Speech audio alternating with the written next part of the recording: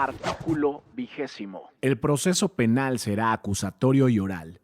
Se regirá por los principios de publicidad, contradicción, concentración, continuidad e inmediación. Apartado A. Fracción primera.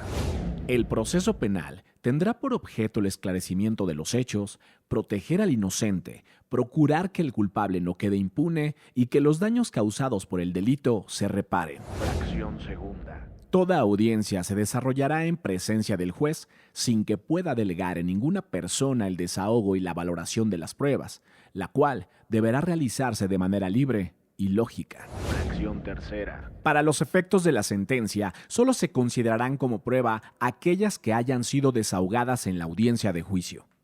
La ley establecerá las excepciones y los requisitos para admitir en juicio la prueba anticipada que por su naturaleza requiera desahogo previo. Fracción cuarta. El juicio se celebrará ante un juez que no haya conocido del caso previamente. La presentación de los argumentos y los elementos probatorios se desarrollará de manera pública, contradictoria y oral. Fracción quinta. La carga de la prueba para demostrar la culpabilidad corresponde a la parte acusadora conforme lo establezca el tipo penal. Las partes tendrán igualdad procesal para sostener la acusación o la defensa, respectivamente. Fracción sexta. Ningún juzgador podrá tratar asuntos que estén sujetos a proceso con cualquiera de las partes sin que esté presente la otra, respetando en todo momento el principio de contradicción, salvo las excepciones que establece esta Constitución. Fracción séptima. Una vez iniciado el proceso penal, siempre y cuando no exista oposición del inculpado, se podrá decretar su terminación anticipada en los supuestos y bajo las modalidades que determine la ley. Si el imputado reconoce ante la autoridad judicial voluntariamente y con conocimiento de las consecuencias su participación en el delito y existen medios de convicción suficientes para corroborar la imputación, el juez citará audiencia de sentencia. La ley establecerá los beneficios que se podrán otorgar al inculpado cuando acepte su responsabilidad. Fracción octava. El juez solo condenará cuando exista convicción de la culpabilidad del procesado. Fracción novena. Cualquier prueba obtenida con violación de derechos fundamentales será nula y Fracción décima. los principios previstos en este artículo se observarán también en las audiencias preliminares al juicio. Apartado B. De los derechos de toda persona imputada. Fracción primera. A que se presuma su inocencia mientras no se declare su responsabilidad mediante sentencia emitida por el juez de la causa.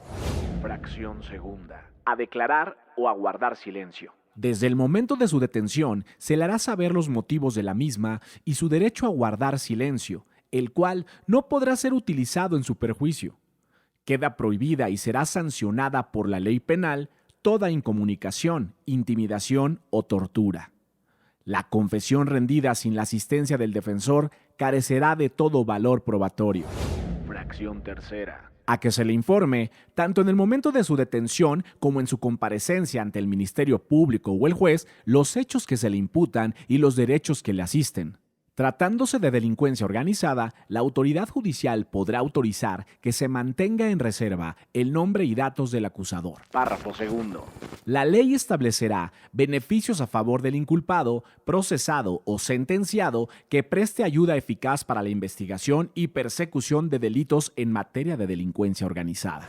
Fracción cuarta. Se le recibirán los testigos y demás pruebas pertinentes que ofrezca, concediéndosele el tiempo que la ley estime necesario al efecto y auxiliándose para obtener la comparecencia de las personas cuyo testimonio solicite en los términos que señale la ley. Fracción quinta. Será juzgado en audiencia pública por un juez o tribunal. La publicidad solo podrá restringirse en los casos de excepción que determine la ley, por razones de seguridad nacional, seguridad pública, protección de las víctimas, testigos y menores, cuando se ponga en riesgo la revelación de datos legalmente protegidos o cuando el tribunal estime que existen razones fundadas para justificarlo. Párrafo segundo. En delincuencia organizada, las actuaciones realizadas en la fase de investigación podrán tener valor probatorio cuando no puedan ser reproducidas en juicio o exista riesgo para testigos o víctimas. Lo anterior, sin perjuicio del derecho del inculpado de objetarlas o impugnarlas y aportar pruebas en contra. Fracción sexta. Le serán facilitados todos los datos que solicite para su defensa y que consten en el proceso. Párrafo segundo. El imputado y su defensor tendrán acceso a los registros de la investigación cuando el primero se encuentre detenido y cuando pretenda recibírsele declaración o entrevistarlo. Asimismo, antes de su primera comparecencia ante juez, podrán consultar dichos registros con la oportunidad debida para preparar la defensa.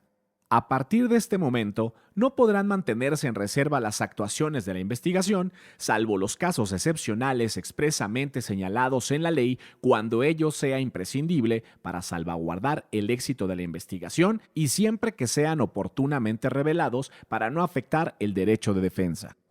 Fracción séptima. Será juzgado antes de 4 meses si se tratare de delitos cuya pena máxima no exceda de 2 años de prisión, y antes de 1 año si la pena excediere de ese tiempo, salvo que solicite mayor plazo para su defensa.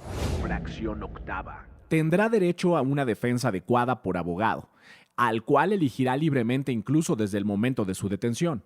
Si no quiere o no puede nombrar un abogado después de haber sido requerido para hacerlo, el juez le designará un defensor público.